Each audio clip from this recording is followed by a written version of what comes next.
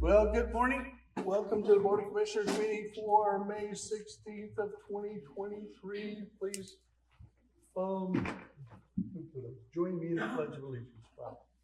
I pledge allegiance to the flag of the United States of America and to the republic for which it stands, one nation, under God, indivisible, with liberty and justice for all. Moment of silence, please.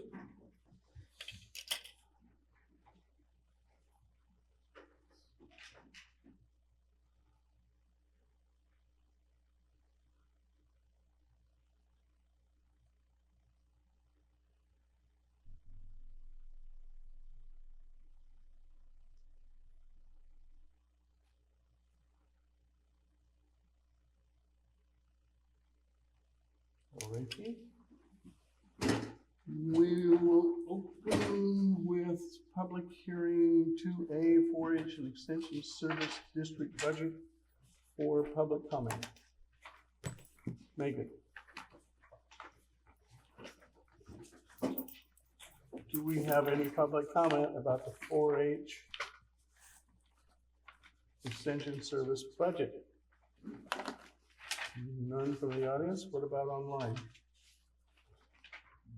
I don't see any hands.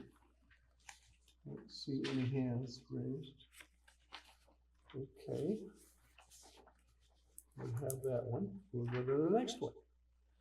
Library Service District Budget. Do we have any public comment about that one from the audience?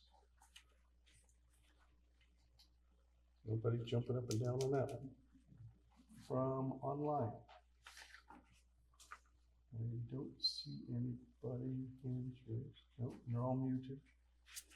All right, we will move on to 2C, Coos County budget for the 23-24 budget. It was approved by the Budget Committee on April 7th of 2023. Any public comment about that? Yes, sir. Come on forward. Hi, I'm Richard Koznitsky, longtime Coos County resident. Alrighty, Richard. Budget doesn't really mean very much without money. And I'm just sort of prodding you guys to see if you're, what's, being done or making any progress on realistic, feasible solutions for getting the money we need. I know it's a couple of years out, but, I'm just sort of prodding you guys along. If I knew how to do it, I'd help you do it, but it's your work. Anyway, that's it. All right, thank you. Thank you for that. Thank you. Anybody else? It is definitely on our minds every day. Yep. And yeah, we're definitely looking for that solution. Okay, Cool. we can do it. Thank you, Richard. Powerball winner. Huh? All right, anybody else? Anybody online? I don't see any hands raised. All right, moving on to 2D, COVID emergency small business micro enterprise assistance grant, authorized chair to sign, county council. Thank you, Megan. Sorry. This is the second hearing, part of the closeout process. The purpose of this is for the county to review the results of the project with citizens and to take comments about the local government's performance as part of the grant closeout process. Both an English and Spanish version of the sample notice are attached. The county must provide a copy of the notices, evidence of publication, or certificate of posting and final approved hearing minutes to OBDD prior to the administrative closeout of this grant. The county must also sign the project completion report and CDBG grant supplement documents. I also see that Brandy from CCD is on the phone as well, on the GoToMeeting, and she can answer specific questions about this grant process if they come up. Okay, anybody have questions? No, that everybody's jumping up at once, right? All right. Nobody has any questions? Okay. Hearing none. Need a motion to sign. I move to authorize the board chair to sign the project completion report and CDBG supplement documents. Have a second? Second. Okay, any other discussion? Well, you're a lively bunch today, aren't you? All in favor? Aye. Oh, all right. Moving on to section 3A has been pulled by the health department. So we'll move on to 3B, request approval of contract amendment with Protocol Services and authorized chair to sign.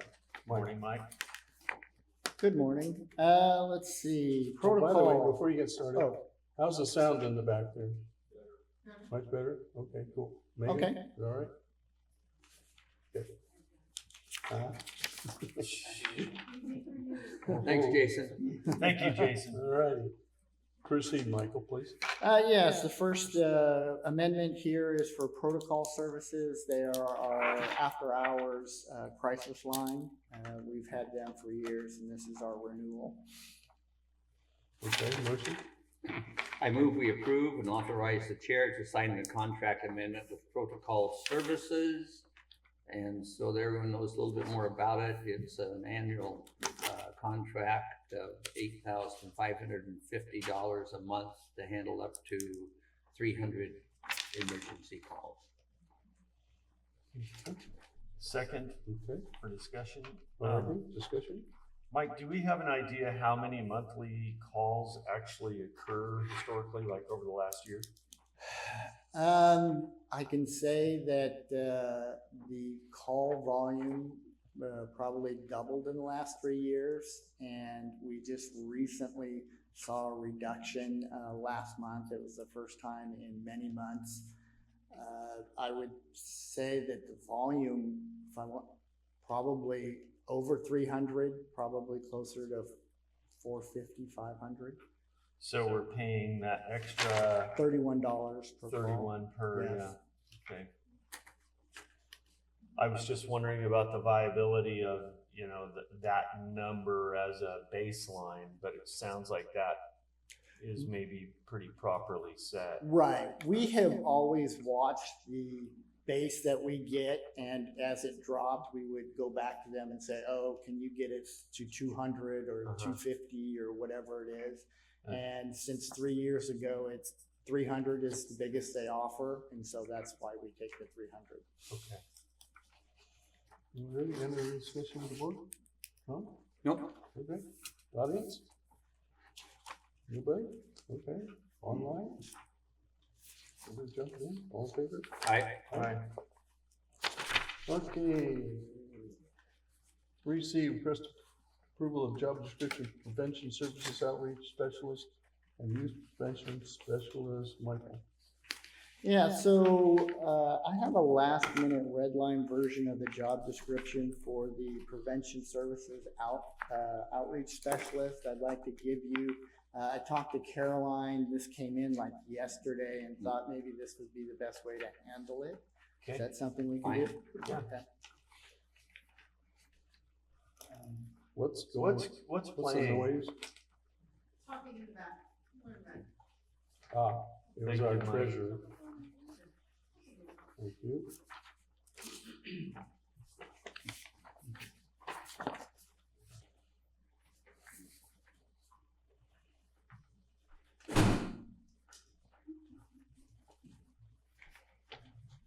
So for this particular position, when we looked at the red line version, it was minor changes, so that's why we thought we could go ahead with the approval now, and then Caroline will get another approval from the union before we post it.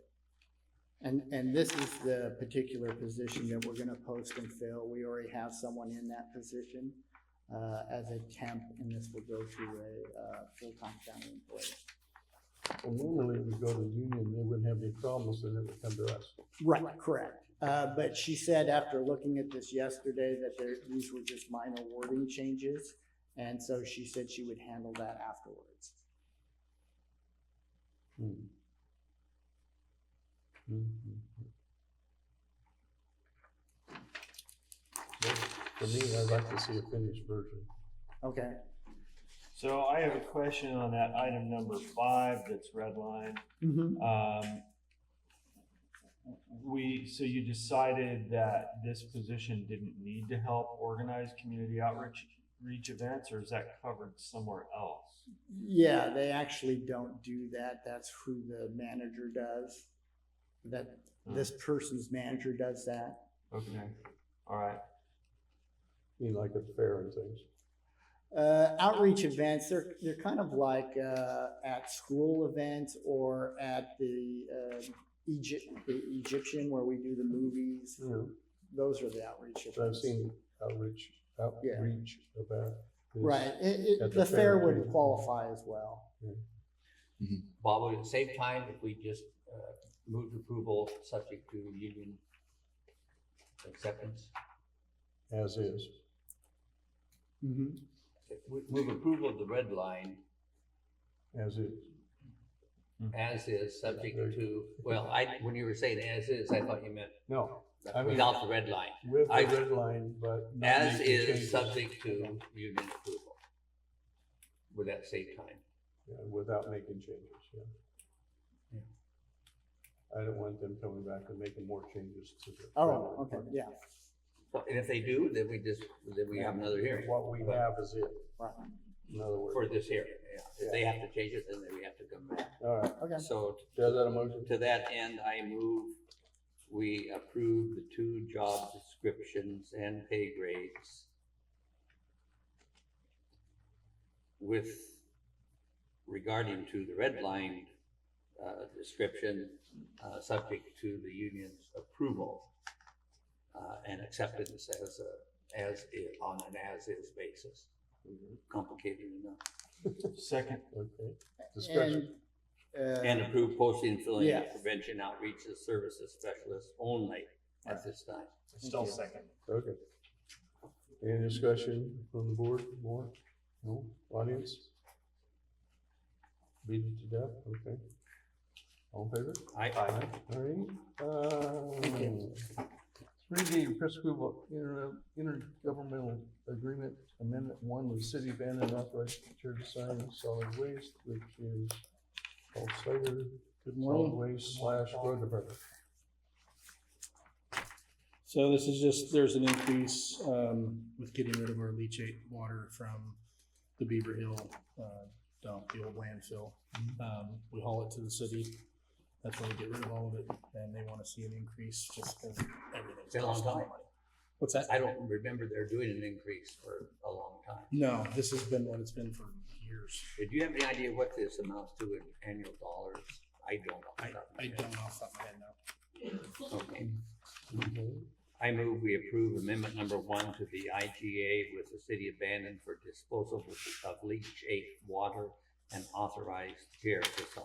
Any second? Second. Discussion? Board? So we don't know how much we've been spending. We do, I just don't have that Oh, here yeah, with me. okay, all right. Apparently it So- was an I could example. follow up with an email to you guys afterwards if you wanted to kind of outline what we've been spending and how this would affect. I think it changes a bit from year to year. I'm It sure does. it We've been does. hauling a lot more leachate this year than we did in the previous couple. We had some water truck issues out there. They were using a smaller water truck, and we've got a bigger one that we've transferred between the road department and solid waste, so we can haul larger volumes at a time. And we have a storage tank out there that the leachate water gets pumped into, and we've been trying to get that thing pumped down lower, so that we can get a better sense of what the water is like that's coming in there. Have we concluded that Bandon is gonna continue to be the best option for disposing of that leachate? Is there a possibility of taking it to Coos Bay or something? I mean, there's always a possibility of taking it to another treatment plant, Coquille, Coos Bay, Myrtle Point maybe. It's something we haven't explored for a while. This agreement's been in place for a while. It's something that we can look at this next fiscal year. If there's enough volume of that stuff, it seems like it might be advantageous to just check it out, make sure we're getting. We've been That's hopeful that we could figure out a way with BEQ to actually use it for firefighting in the summertime possibly, or disposal on land above ground. So we're trying to work through a few other details. What are the with you on that. contaminants that are in that water? Well, in ours, minimal, but I mean, a lot of times leachate has heavy metals sometimes. That's usually a big concern out of leachate water. Right. Copper, nickel, cadmium, barium, there's a lot of metals that come out of garbage. So if we're gonna use that for firefight or something else where it's gonna end up on land, we'd have to confirm the contents of it before you go spraying it around. And that's one of the reasons why we want to get that tank pumped way down so that we can see what's coming in there currently, because what was in there was kind of a mix of what's been coming in there for years. So we're trying to get that thing pumped way down low to where we can just see what's in there now. What's the capacity of that storage tank? It's huge. I think it's 30,000 gallons. It's large. How many loads is that to haul it with the truck we're using now? About 10. Oh, But it's constantly generating more, so we're constantly playing catch up. And you can't haul every day. It just has, it's our two guys that run our loaders out there. One of them is our water truck driver. I see. So it's just as he's able to do it in his spare time when he's less busy dealing with garbage. Okay. So we're talking about roughly $400 a load, 4 4 cents a gallon. Yeah, Okay. Times 5, $2,000 for the whole tank. well, for the whole tank. Yeah. Yeah. So not a whole. No, it's not a big dollar item. So for the public benefit, where does this leachate water come from? What is it? It is, groundwater that's coming out of the actual landfill itself, where garbage was dumped for years and years and years and years. This is the water that's coming out of that area into a catch basin that's then pumped into the storage tank This is Beaver Hill? at Beaver Hill only. Yeah, is that where the covered area where it was all the burned solid waste? Yes. Yes, It's the yeah, ash there's a pit. lot of ash. pit, It's the old no, ash pit. okay. Okay. Yeah, there was an incinerator up there for, I don't know how many years, a long, long time. Any more discussion with the board? No. Any discussion with the audience? Mr. Forrester? That water is be quite a clean if you use it on our roads. When our contractors building roads on the line out there, the water down the road you're building, it's take it for free. Yeah, That's a good idea. See if that would. we're hoping to get an approval from DEQ to be able to use it for multiple things, which that could be one of them for sure. Okay, so this is maybe a backup then? Yeah. Okay. Anybody online? Question? I don't see any. All in favor? Aye. All right, moving on to 3E, request approval IGA amendment number 1 with ODOT for Sandy Creek project. So we already had an agreement in place with ODOT for this project, and this is just changing a couple of items in that agreement. Changing roadmaster, director names from John Rowe to myself, and then also changing the term of the agreement from ending this year, 23 to 25, December 31st, 2025. Okay, motion? Move to approve and sign the amendment to our IGA number 73,000-000029692964 with ODOT for the Sandy Creek Emergency Relief Project. Second? I second it. Okay, discussion? Can you describe what the project is? It is an emergency relief project funded by Federal Highway through ODOT to pay for just under 90% of the cost to replace a culvert that failed in the winter of 2018-19 during the last major disaster that was declared here in our county. We had a number of damaged sites around the county. This is the last one to get fixed. It's also going to be the biggest and most expensive. Okay. Any other discussion? Oh, Audience? No? All in favor? aye. All right, Key, request approval of resolution to transfer funds. So I don't know the exact date, but some months ago, we got approval from the board to hire a Fleet Service 1 position in our shop. And this is just transferring the funds from the road wages to Fleet Division to pay for the wages for that. person.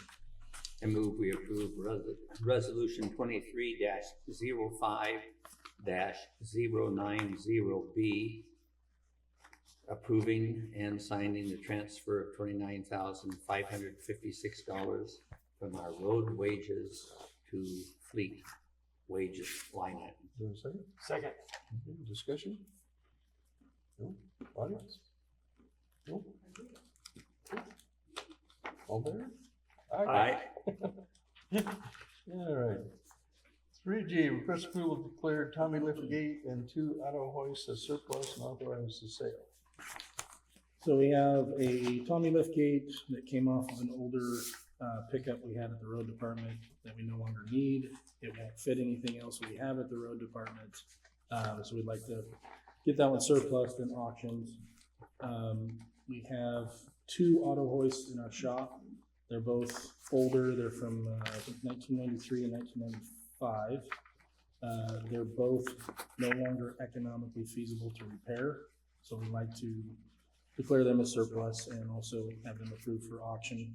And then we had, it's not at least in the heading of G, but I believe it was submitted, and that's another one was the, we don't even know the year. It's a really old 3-foot cone crusher up at our rock pit at Weekly that we want to declare as surplus and auction. Okay, motion? You want one motion to handle All of it. the 3, including the cone? Can we do that? Yeah. There's an agenda item floating around, so I'd rather wait. Make sure Did that- you not get the cone? We don't see Okay, the cone. No well, we'll cone. do that the Need to next. make sure that the inventory forms get turned in by. Okay.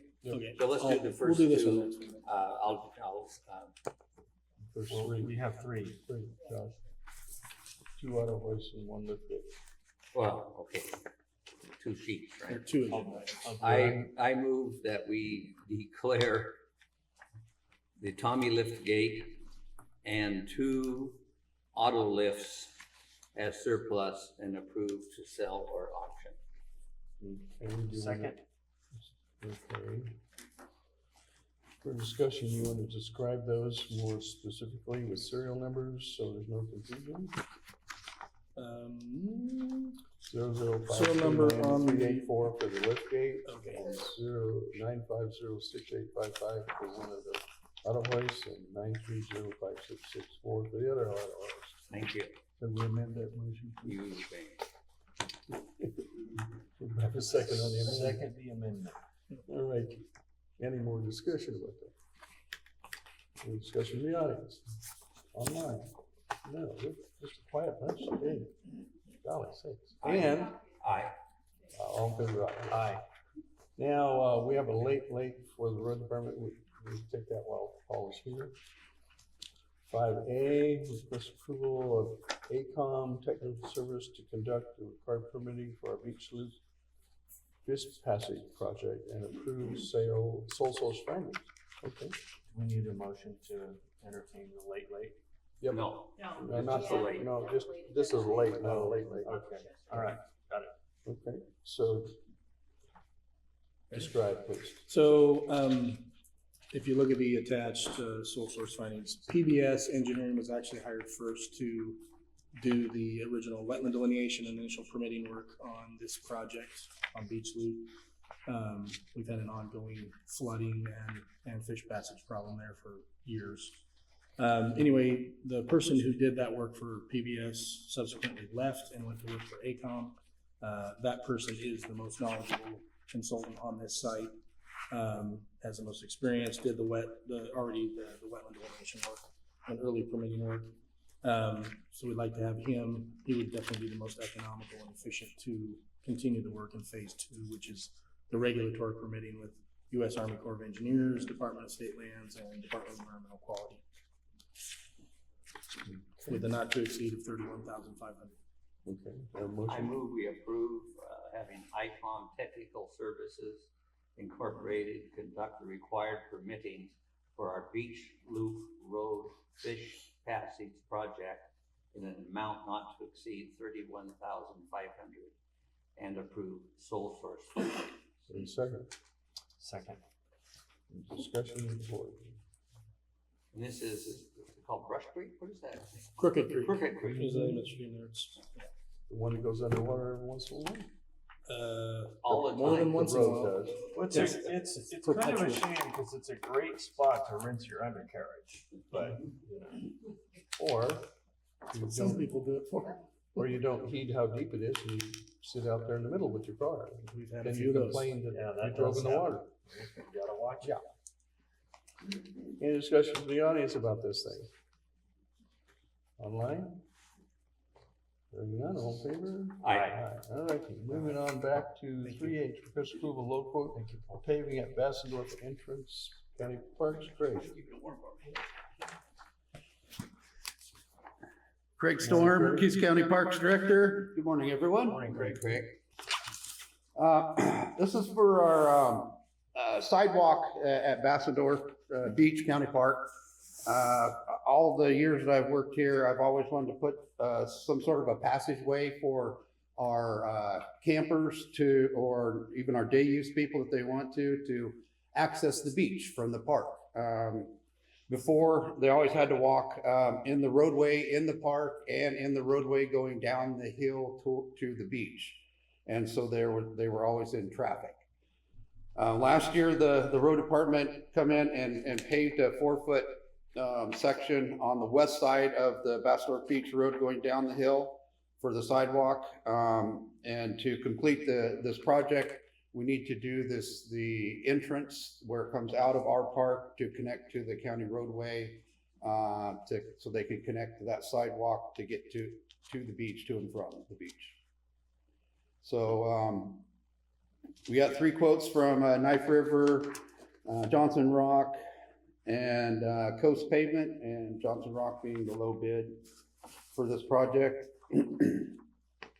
I move we approve the quote from Johnson Rock in the amount of $10,897, and approve the spending authority for sidewalk improvements to Bassendorf Park. Second? Second. All right, discussion? No? Audience discussion? No? I will say that Craig has a nice plan to not stop just with the sidewalks, but to do some Retaining upgrades wall to the and that. visual impact of the entrance, which I think will really, it's a nice park and it deserves to look better than it does. So thanks for doing that. Okay, any other discussion? All in favor? I All right, Keith. Thank you, Greg. 3I, request award of timber sales forestry.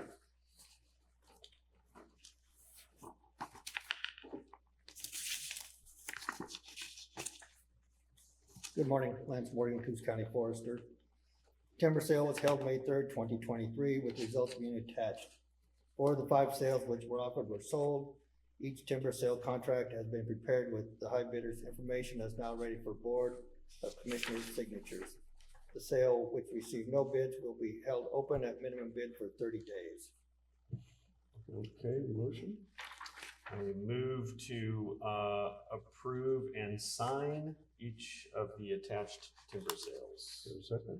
second. Discussion with the board? No? No? Nope. You look like you would. No. Right? Got some nice bids above minimum. That's good. Yep, helps a little. Yeah. A lot, yeah. Questions for the audience? Come on, you guys, liven up out there. Online? Nothing, all in favor? Aye. All right, Keith. Thanks. Thank you, Lance. 3J, request approval of 23-25 Justice Reinvestment Grant Application, Community Corrections. Morning. Morning, Mike. Mike Cram, Community Corrections Director, and Kelly Church and Julia Day with my office. Julia is the embedded prosecutor for the district attorney's office that works in her office. And she's very familiar with the Justice Reinvestment Grant. So here to ask the board to approve our submission of the 23-25 Justice Reinvestment Grant application. This provides for the downward departure program, which are individuals that could be sentenced to prison but are given the opportunity of probation, and if they fail, return to court and usually recommend the prison sentence. Pays for 1.5 parole and probation officers, pays for a deputy DA, pays for clean and sober housing at the area first step for A&D treatment. 10% goes to fund my position and supplies and services, and also provides funding for long-term victim service programs. The total amount of the grant is to be determined on approval. They still haven't determined what our exact amount will be. We know our percent will be 1.98, but we don't know how much the state will fund into it. So Do you have an idea? Is it? it's usually about just under 400,000 a year. And it might be a little bit less, they're still haven't figured it out, but it's looking pretty close to the same. Yep. And so this is funded by the state of Oregon Criminal Justice Commission. And we'd like to ask the board to approve our submission of the 23-25 Justice Reinvestment Grant application from Coos County. We have letters of support from Presiding Judge Stone and letters of support from District Attorney, and of course my support for it. And we have letters from the Peace, Health, and Wellness, and I think that's it. So we asked the board to approve. We've had this program since 2013. It's an effective program. We've been very pleased with the results. And, Is this a common program around the state and other counties? Is it kind of unique to what you've done? we were the first ones to have an embedded prosecutor in the state of Oregon, and we view it as a best practice. Other counties do it. They followed us in doing that. And downward departure programs are pretty common around the state. We're a little bit unique in that the relation between community corrections and the district attorney's office is there's a very good relationship in our county. Some of the downward departure programs have been unsuccessful in other counties due to the fact that frequently, I know like in Marion County, Lane County, probation revocations, there'll be a different recommendation from the district attorney's office and the parole probation officer. And that has never happened in Coos County. We have always had discussions and come to a joint recommendation. And so we don't take actions in this program without having it being approved by both departments. And that's led to us being able to be very successful in considering and weighing public safety and the efficacy of this program. Very good. I move approval of the 23-25 Justice Reinvestment Program application grant request for Coos County. Is that it? And I second. Okay, discussion with the board? No? Discussion with the audience? No? Online? No? All in favor? Aye. Aye. All righty. 3K, first approval of contract with Coastal Center. Ask the board to continue our contract with the Coastal Center to provide sex offender treatment services. This contract provides sex offender services for parole and probation at a rate of $2,500 a month, $30,000 a year. Contract start date 7/1/23, end 6/30/24. This is funded by the Department of Corrections, Grant and Aid. Ask the board to approve the contract with the Coastal Center for sex offender services in the amount of $30,000 to start 7/1/23, end 6/30/24. Okay, motion. I move to approve a contract with Coastal Center for Sex Offender Counseling for Community Corrections clients in the amount of $30,000 per year from 7/1/23 until 6/30/24. And I second that. Quick question, Mike. Is it a flat fee per year, or is it a maximum, or is it a not to exceed? How does this work? It's a flat fee. It's a flat. And this is to subsidize people getting started in treatment. A lot of people coming out on parole don't have any resources. We get them started. The goal is for them to pay for their own treatment. I see. But this gets us started. Gets them started, yeah. And we're very lucky that they provide this service to us. It's very hard to find the services for sex offenders in this area. And we're lucky it's only $30,000. And it's very helpful that we offer this subsidy because one of the issues you face when you're attempting to enforce treatment conditions in the courts is that if the defendant claims they're indigent, which most of our defendants are, I have to prove an ability to pay Oh, is before I can then prove a violation of the condition of their, that they complete these things. And so by having this subsidy available and by the way that they're using it, we've been able to enforce the court's orders that people complete sex offender treatment by stating that we have this subsidy that they could be using, and they are declining to engage with us in this treatment availability. So it's been very helpful. We have, I would say, the sex offender treatment condition is much better enforced in our county than any other treatment condition due to this program. We currently don't have 15 people in treatment.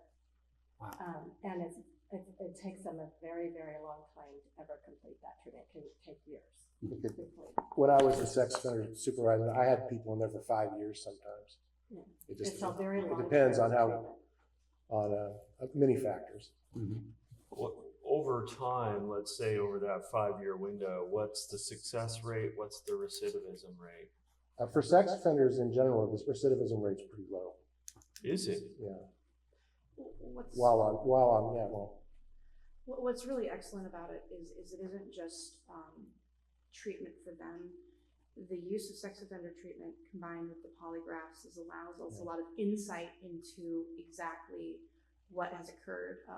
It's very rare that we see somebody where it is actually their first offense. Right. This is their first conviction, but there is a history of offending. And through sex offender treatment, we are able to determine the history and what factors are leading to their offending, and it really is so critical to enforcement of supervision conditions and community safety. We have an effective program, and like Julia said, coupled with polygraphs and treatment, it's one of the best. for the benefit of the audience, I would point out that our community corrections or parole and probation service is fully funded by the state government. And they justify the funding by keeping people local, keeping them working, keeping them with their families, in lieu of having them in prison with all of the expense of taking care of the prison. So and we're very fortunate. We have a very good department. Gone to several meetings around the state, and their name keeps coming up for initiatives that they started. You owe me now. Well, thank you. Anything else? Not for me. Commission, comments from the audience? No? Online? No? All in You favor? got, We do? oh no, sorry, no. Owen? That's- Yeah. Yes, Bobby. All in favor? I All right, Keith. Moving on to 3L, request approval amendment number 6. Letter agreement with Barrier First Step. Ask the board to approve a continued agreement with Barrier First Step and between Barrier First Step and Community Corrections. This provides for 13 clean and sober beds at the rate of $660 per bed. 8 of the beds are at the Sheridan facility. 5 of the beds are at the K-Bay facility. 2 beds are paid out of Measure 57, property and drug. 1 bed is paid out of the JRI grant. 10 beds are paid out of the Grant and Aid Department of Corrections. Total for the budget would be $102,960 from 7/1/23 to 6/30/24, paid for by the Department of Corrections Grant and Aid. Ask the board to approve the 13 beds in the amount of $102,960 from 7/1/23 to 6/30/24. I move we approve, I move we approve the 6th Amendment of the Letter of Agreement between Bay Area First Step and Coos County Community Corrections for 13 beds for community corrections clients in the amount of $102,960 per year from July 1, 23 through 6/30/24. Second. Discussion of the board. Hearing none. Audience? Online? No? All in favor? Aye. Aye. Thank you. I would like to just make one other note on those beds. Those beds are really what help us in engaging people with that clean and sober housing, to put them into our programming, to really work them to get the success we need with them. Yeah, it's a- Very, very important piece in it. Yeah, it's a great program. We're glad to be able to support Thank you. that program. Good job. Thank you. Have a good day. Bye-bye. All righty, request approval to purchase server licenses for Murder Point, Bannon, Powers Police Departments, and adopt social findings to Sheriff Gabriel Fabrizio. Good morning, Good Commissioner. morning, Sheriff. Hope everybody's doing all right. Sorry about the noise earlier. I've been informed that I was noisy on my phone calls. Apologies. We blame Vega. Yeah. You I'm okay shouldn't with say that. anything. Yeah, oh, it was, yeah. I'm I trying to help think you're her right. out. So we are, part of our dispatching contracts includes Powers, Murder Point and Bandon, and with the switch to CIS, we recently bought that server for upgraded capabilities. With that comes licensing. So the money that we're asking to spend today is actually part of the pool that everybody pays into annually, and we'll cover it. Just barely, we have enough in there to cover this, so it's not out of the general fund, but requesting to spend $13,514 on licensing for those 3 cities out of the combined pool, software license and maintenance fund there, and requesting board to approve the expenditure to purchase the server licenses for those 3 cities. Okay, I motion. move to approve the expenditure of $13,514 to purchase the server licenses for Myrtle Point, Bannon, and Powers Police Departments and adopt sole source findings. Is there a second? Second. Okay, discussion with the board? Hearing none, discussion with the audience. Come on, guys, jump up and down. What? Please approve it. Anybody online? All in favor? Aye. Thank you, Commissioners. All right, Sure. 3N, request approval to pay SCDC membership dues. I'll. John, I guess that's you. Yeah, I'll make the motion. I'd like to discuss it a bit. I move that we approve payment of dues to South Coast Development Council in the amount of $12,000 for the upcoming year. Got a second? A second? Any discussion, John? To explain, for those of you who may not be familiar with this organization, I'll go back in history 25 plus years. At that time, once in a while, the county would have its own economic development officer.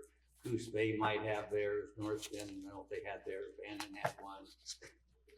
And then they wouldn't for a while. And so this was looked at, and it was decided that what would work better than each individual governmental agency having its own economic development unit, that the cities and the county, including cities and counties in Curry County, Reedsport's joined in, even Florence occasionally comes in Western Lane County. You don't get a lot of service from their own counties. And it's worked fine over the year. In economic development, you don't get a high batting percentage. That's just the nature of the beast. A lot of people are making inquiries. Inquiries come from the state Department of Economic Development. The local, our SCDC fields those. They work not only with attracting new businesses and showing them the way around, but also with keeping existing businesses and enhancing their operations. Off the top of my head, I think one of the big success stories is an organization called GMA Garnet. It is an Australian corporation with a U.S. office, headquarters in Houston. They were bringing garnet, little finds from resources in South Africa and Australia. And they were shipping them to Stockton, California in shipload quantities, unloading the ship, of course, then going through the shards of garnet, which is a very, very hard substance, and it's used for sandblasting and water jet cutting in fine materials like they're used in jet engines and watches and things. So you don't want any extra dust lying around screwing you up. And they didn't like what they were doing in Stockton, so they were looking for a new place to come. And for some reason, they were just not getting any traction in Coos Bay. No one was helping them. The realtor that was putting this together called me and said, John, I don't know what to do. No one's helping. I said, well, we have an organization called SCDC. And he said, I didn't think they ever did anything. I said, try it. And so he did.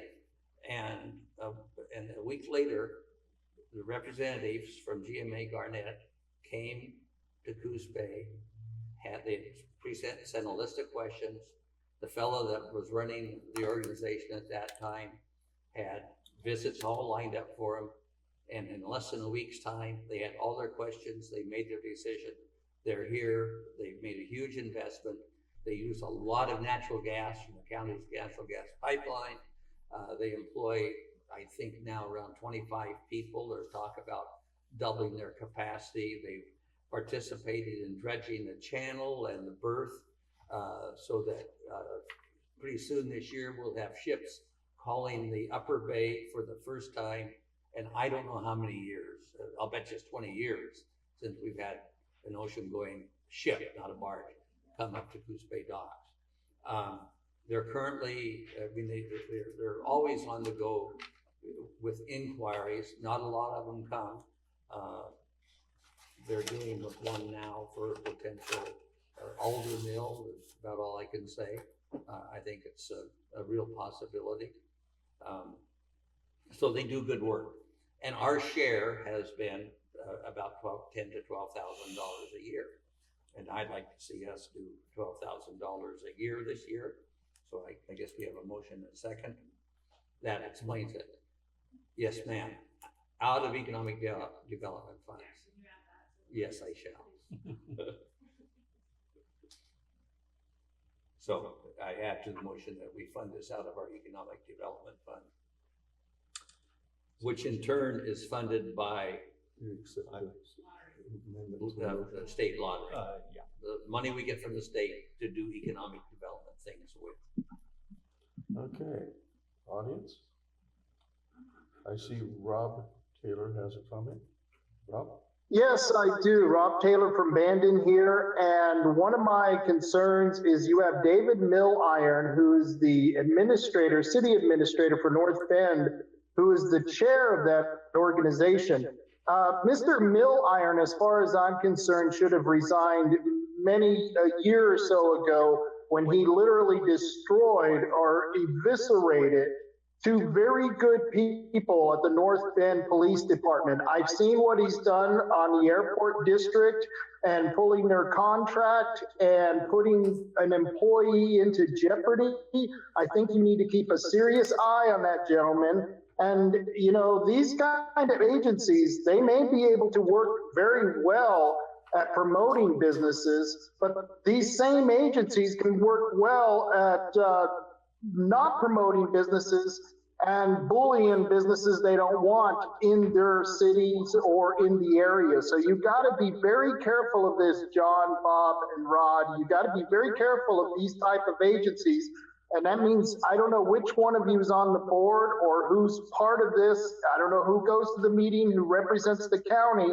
But if David Milliron is on it, I think you have to take a very serious eye and keep your hands on this organization, because you're dedicating $12,000 of the taxpayers' money. And I would seriously question it. I do know that Dan Chandler is also part of the board over there. He is with the city manager of Bandon. I have a little bit more faith in him. I'd like to see him move up to the ranks and replace David Milliron, something like that. But like I said, Milliron's got a lot of problems.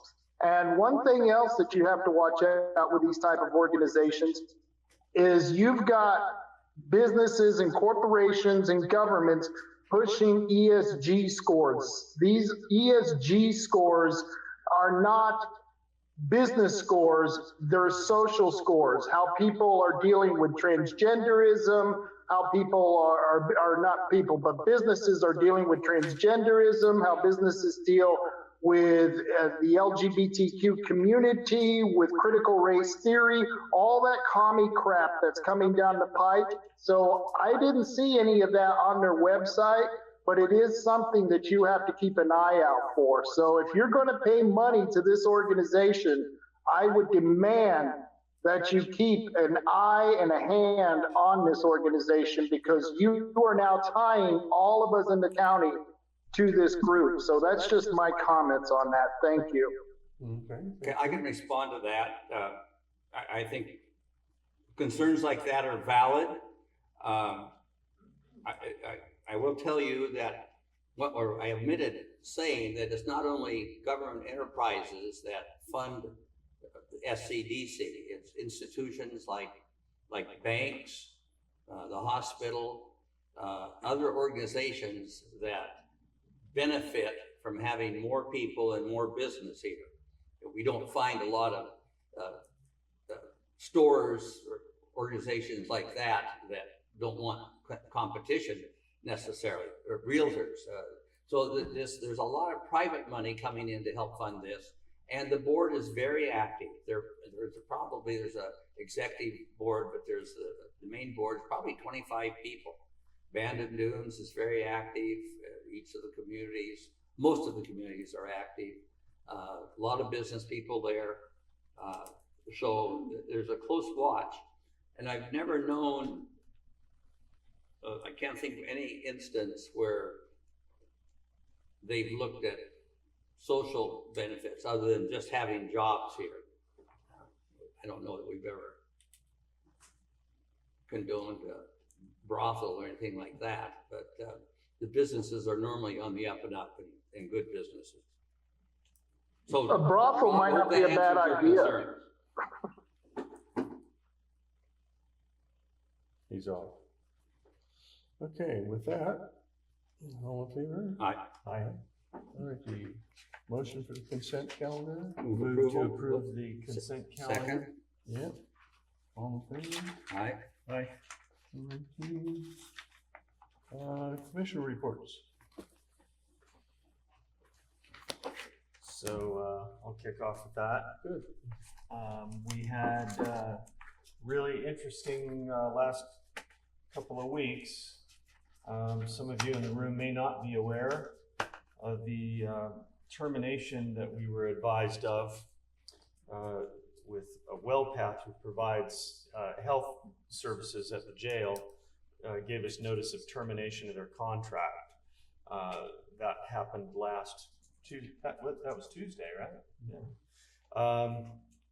So we organized a meeting with some leaders from various cities and organizations around the county, and we are underway talking about options to fill that contract. They give us 30-day notice. That actually doesn't seem like that's in keeping with the terms of the contract. Is that right, Counselor? We're 90 days? It should be a 90-day notice. They communicated, I believe, to the sheriff that they were considering 30-day notice, but we haven't received the formal notice yet, so I'm hoping that they'll get a chance to review the contract. They'll actually be able to read it before they proceed on that. But anyway, so we have 90 days from last Tuesday to get this solved. And we do have some good solutions working. I think the meeting last Wednesday was very beneficial, organized on 24 hours. And it looks like we may have a local solution. We've got another possible local solution working as well. So I think that it actually could end up being a positive, even though it seemed really bad when it happened. But it does appear that it's possible we could end up actually saving a little bit of money, or possibly even providing superior service to the I'll call them inmates, because I can do that in the jail. And also, it appears that we may have the side benefit of being able to continue employment for the WellPath employees that would otherwise be out of work. We may be able to move them into a different structure so that they can continue in all of those roles and provide that continuity of service and workflow. So that's very positive. And we weren't the only county that got noticed. That's right, that's right. Umatilla, Josephine, Yamhill, et cetera. yeah, so, it's, Apparently- Apparently they're gonna stick with Lane, Douglas, and Jackson, as I understand. so, and I'd like to point out that this has been an ongoing concern for me as well. The reasoning behind their termination was that we are a high liability county. And that means basically that, that ankle biting, ambulance chasing lawyers, not like our county council, but other lawyers, have been very effective at monitoring anything that happens, like a hangnail or a broken toenail or something in our jail, and they immediately get in contact with the families of those inmates and pursue legal actions that end up costing the county thousands and tens of thousands and hundreds of thousands of dollars. And this is a moral failure, okay? Because the reality is that if an inmate goes into the jail over here and he gets beaten to a pulp by some renegade deputy, well, that's one issue, and the county should be liable for that, okay? But that's not what happens. What happens is an inmate gets arrested, having put himself in a compromised position, probably experiences some health compromise because of that, is hauled to jail, and then suffers some episode that he would have suffered just the same if he'd been in his bedroom, and all of a sudden the county's liable because he's here because he broke the law.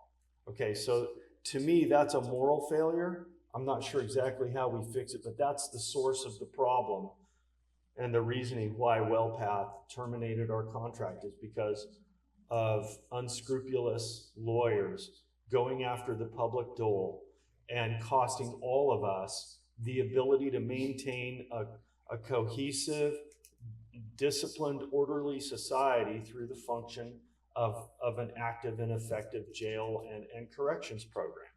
So, you know, it incenses me, and but I do see I see a golden lining here in the possibilities that have come to the fore to end up with actually a better end product than we had before. So we're going to continue working on that. I have county college this week, so I'll be gone a couple of days, and let's see. Oh, I guess I'm going to miss that Thursday meeting that we're having. There is a public meeting here with all of the concerned players, and that's on Thursday. Do we have a time on that, Bobby? 4 p.m. on Thursday, right here. Mm-hmm. So I encourage you all to join that meeting if you have time. Yeah. This Thursday, 4 o'clock in here. 4 o'clock. On Jam Medical. There's another part to this dilemma regarding medical care in the jail, and you alluded to it, and I'd like to enlarge on it a little bit. Most of the people who end up in jail aren't doing well enough, aren't holding down jobs where they either pay for themselves or have through their employer medical coverage. So they're on Medicaid, the federal program. Well, there's a rule that when you go to jail, you lose that, which kind of makes sense, except that the full burden of that falls upon the county. And it's a huge, huge expense. I believe, what did we have to pay to the medical provider in the jail a year? It's $1 million. $1 million. So. Yeah, and the total budget for the jail is about $7 million. So it's a huge expense. It really should be borne largely by the federal government. I mean, we are all paying Medicaid dollars to look after this part of the population. Now we as county citizens get to pay for it again. And John, I'd add to that you know we pay that I think it's $1.15 million every year to WellPAT. That was this year's budget, I think. And that does not include the settlements that we have to pay out based on the decisions that are made by our insurance provider who provides coverage for those liabilities. Well, the decision to settle rests with them, but the cost ends up significantly bearing upon the county as well. So that 1.15 doesn't even touch on that amount of money. So healthcare in the jail and its subsequent ancillaries is a significant expense. Well, I have no words of wisdom about the county itself, so to share this week, so I'll talk about, I question whether they are words of wisdom anyway. I'll talk about some of the things I've done since the last Board of Commissioners meeting. I went to Salem to visit with Business Oregon. As I think you all probably know, Roseburg Forest Products has announced a major capital investment program in Coos and Douglas counties. It will total about almost $750,000. $700 million. Coos County will have a new $50 million investment in the plywood plant here, which they already prize as one of their best plywood plants. It would be for a new dryer. It'll make this even a better plywood plant. It's good to see wood products people making investments in our county. Logging and wood products manufacturing isn't what it used to be here, but it's still an important factor. And when it comes to having family wage jobs, it's really good. There are jobs and jobs. These are mostly family wage jobs. They are asking the two counties and the various taxing districts within the counties to join together in a program to help them with, I guess, the investment. We'll be hearing more about this. It'll be presented later this month. And anyway, we were talking with Business Oregon, who is the experts on these types of incentive programs. That was on Wednesday, the 3rd of May. On Thursday, among other things, I went out to Lighthouse Beach. As you may have heard, there's an access issue there. The landowners who have their homes along the beach like just to have access in a certain area. That area doesn't really have authorized access point. The landowner and the surf riders are working together finally to come up with something. And I've kind of got myself in the middle of that, and I think we're headed in the right direction, finally. I'm not going to guarantee that. On Friday the 5th, I went to Salem. During Legislature Association of Oregon Counties has broken itself into various committees. The committee I serve on is the Natural Resources Advisory Committee. We review legislation that is being proposed by the state and say, no, we don't want that, or yes, that's good for us, or it would be good if we could do it this way. And so it's Rod goes up for other things. Bob serves not so much through AOC, but on the ONC board of counties, or what is it, Bob? The County Association of ONC counties. Right. Yeah. So all this effort is going to doing the best we can to protect access to our forest lands that are so important to us, not only for recreation, but also for jobs.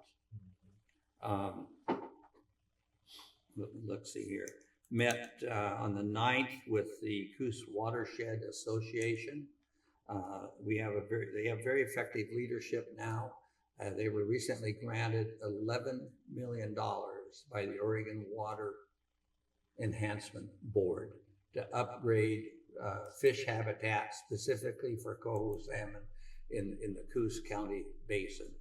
And the returns we're getting on coho salmon look much better than it's listed as an endangered species, and it looks like we're making progress towards perhaps in one of your lifetimes, probably not mine, getting it delisted. The following day, had a fun little visit here. Jake Smith, one of the teachers at North Bend High School, brought his civics class over and visited the courthouse and the jail, and ended up in here for kind of a boring lecture on what county governments are. Most of the kids went to sleep, but they did get pizza.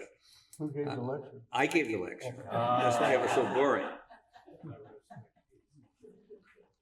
And I think that, I know one more thing. I skipped school on Friday last week and yesterday as well. Drove down to a little town named Burlingame, just south of San Francisco, where my daughter and her husband and my 2 grandkids live. Had a great weekend with them. Did you take the Tesla? I did. Yeah, and got safely down and back without incident, without running out of. I did the calculation. They have Tesla superchargers along the way, and I think it cost me about $120 in electricity. Plus what I charged last night when I got home. I don't know what that amount would be yet. But typically, if I drive down on my Suburban, I'm looking at $300 to $350. So I had a nice savings. I have to go down there a hell of a lot. I have to go down there a lot in order to justify the car. And it should be noted, he got a free Tesla from his daughter and son. I don't find my kids buying me free stuff.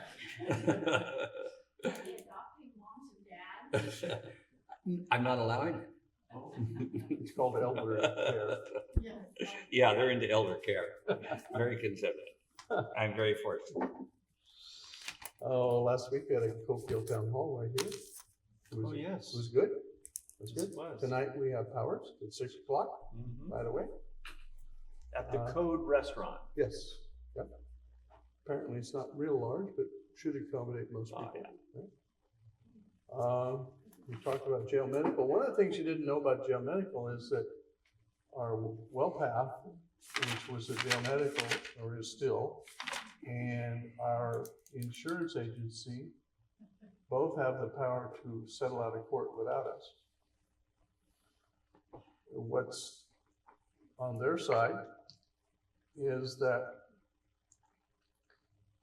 if one or the other decides to go to court over an issue, but broken hangnail or something, and they want $500,000 for that, the ambulance attorneys. The problem is generally to settle out of court, because when it goes to court, if it's before a judge or a jury, and either one of them finds $1 or more for the incarcerated person, then the attorney firm gets all of their costs, and roughly somewhere around $500 an hour, and can run into 7 or more figures, more than $1 million to represent one person. So that's why they settle out of court, which then becomes economically unfeasible for the amount the county's paying for the medical. Went to 10 Mile Lakes Basin project. They were also awarded $6 or $7 million for water enhancement on 10 Mile Lake and the Eel Lake and the creek.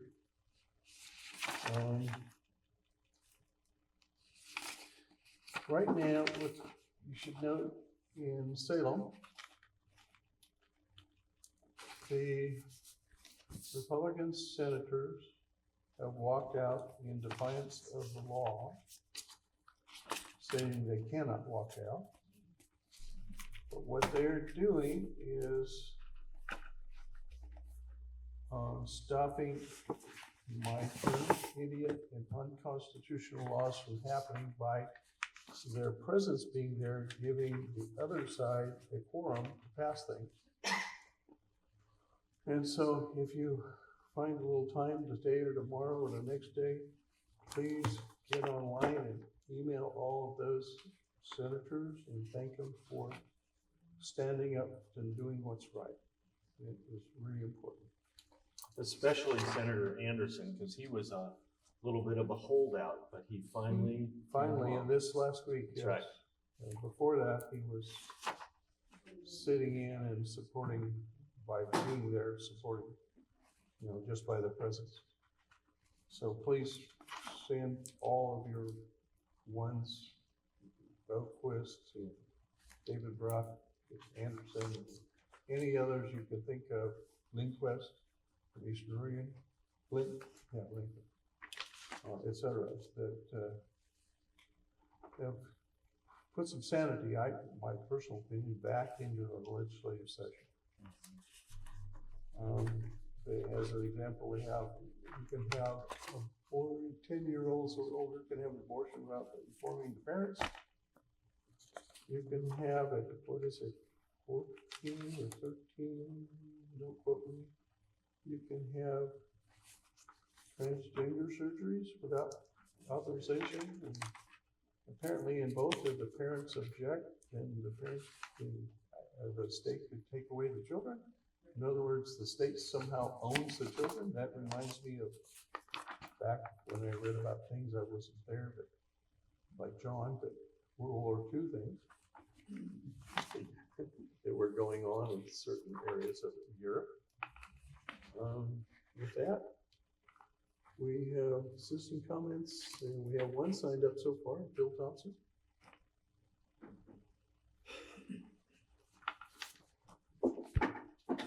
Hi, Phil. Good morning, Phil. Good morning. What'd you say? It wasn't us, the city set the water off. Well, you can We put a paid the bucket bill, of but water they're or something working on out our there system outside. flush with, If you think it's hard on you, think of us. Yeah. I had to go clear over to the park just now. So anyway, before I get started here, I see somebody left you a boat. It's not full of trash yet, John, but on the, where you put it in at Shingle House Sloop, they've left you it's a real piece of stuff. You better haul it home and repair it. And probably 2 big sacks of garbage there, so. But what I really want to know, what is the policy? And when I ask you, I'm not talking about the forest roads, the county forest roads. I'm not talking about Winchester, Lost Dog in there. On county public roads, what's your policy on it? When you close it or set, do you have a policy? I don't know that we've ever. Yes, you have.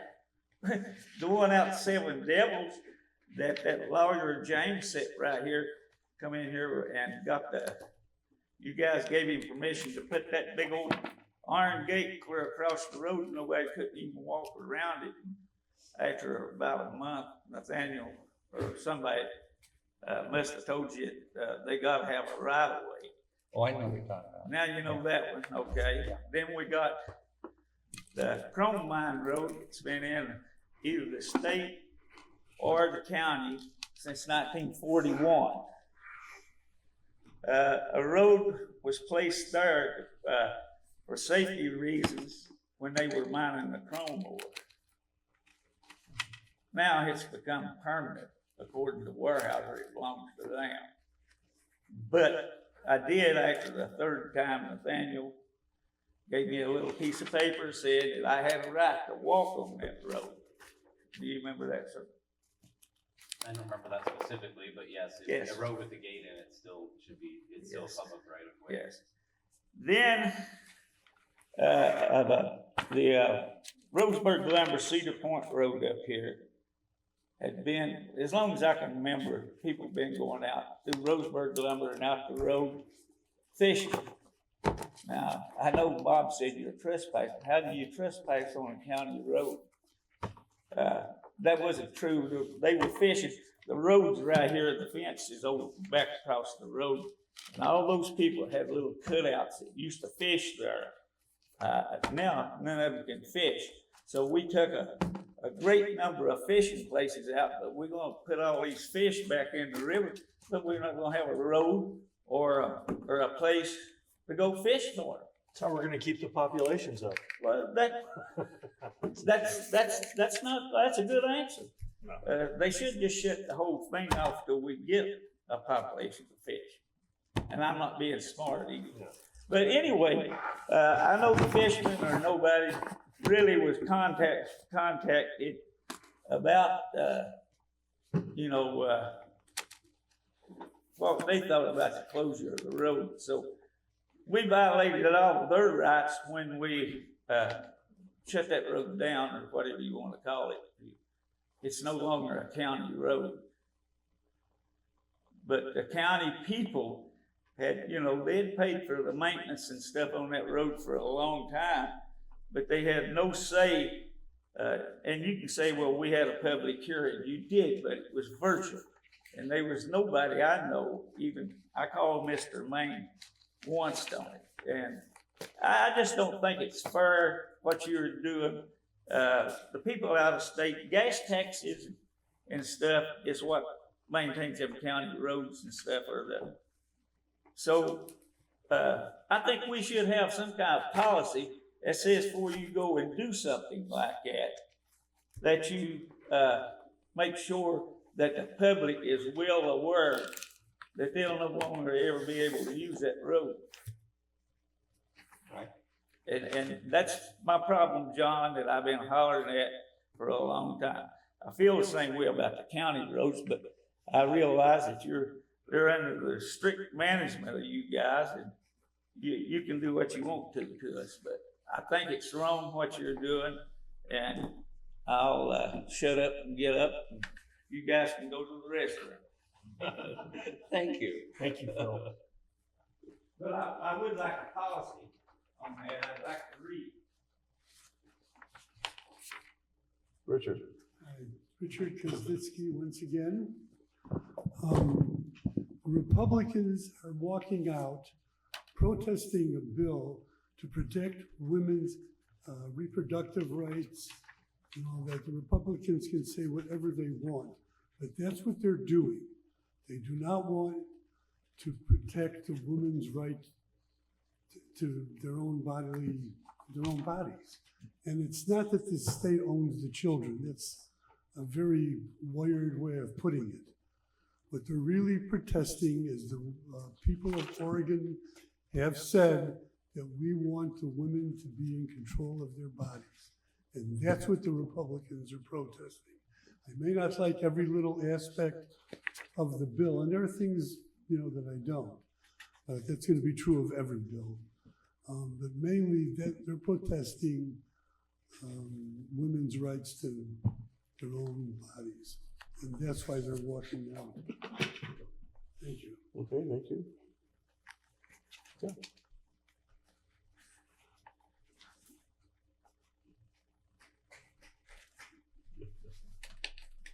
Pam Lewis, Cook Hill. Hi, Pam. Hi. I hope it's a happy summer. You guys have some fun. I'm going camping. 2 comments. I would like to say that by limiting access to some bills that are before legislation, by walking out, the Republicans walking out, that mayhaps they protected all of the females in the womb from being destroyed, and that's their right. So I'd like to say yay for the Republicans. I really started this because I wanted to brag on STEP. So Coke Hill STEP Association is getting ready to launch some fish. First time in a while. So at the high school, junior, senior high school, we have started and opened up our fish hatchery. We ended up with not eggs this year. We will egg next year and start at the beginning. But we've got a teacher at the high school. We've got an administration that's supporting us. Our commissioners are supporting us. The Cook Hill Tribe is supporting us. and some old fart retired people, company included, have done a lot of work down at the hatchery. We've got little fish swimming. We've spent long hours, and I am as proud as punch of this group of youth, the teacher, the community, and the tribe's support. We're gonna put around 5,000 fish into that creek. And that's exciting, it's a beginning.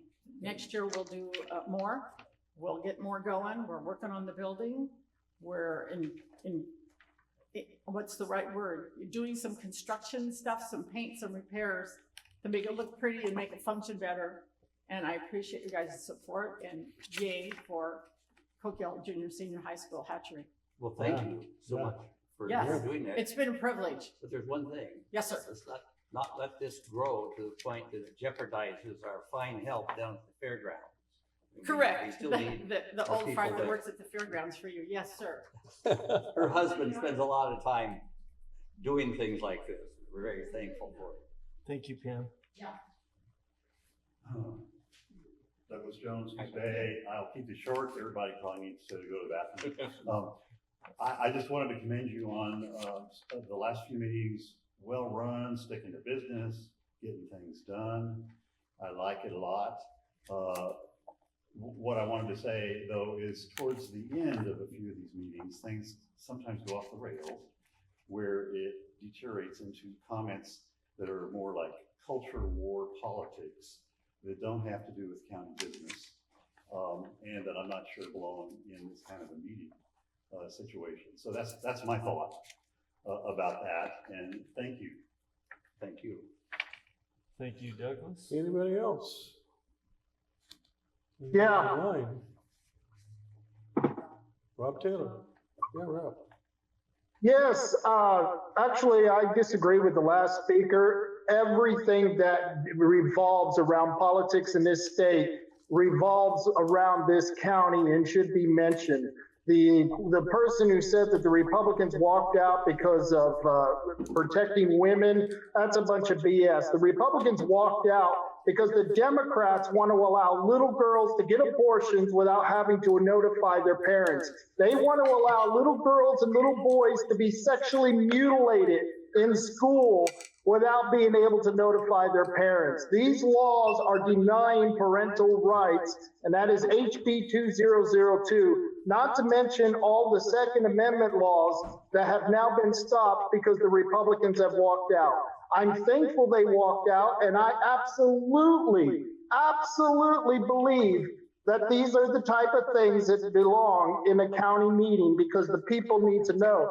And I also got to let you know about ballot harvesting. There's been put forth that ballot harvesting was not legal in Oregon. Well, I contacted the Oregon Secretary of State's office, and I asked a simple question. This was my question. Is it legal for an individual to harvest completed and signed ballots from other individuals in the state of Oregon and take those ballots to the county clerk's office? And Lydia replied, yes, it is legal in Oregon.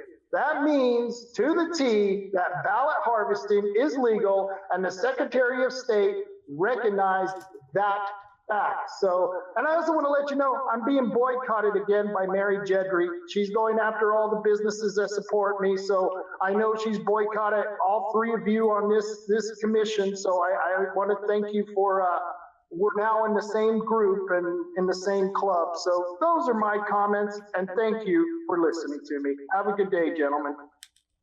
All right, Rob.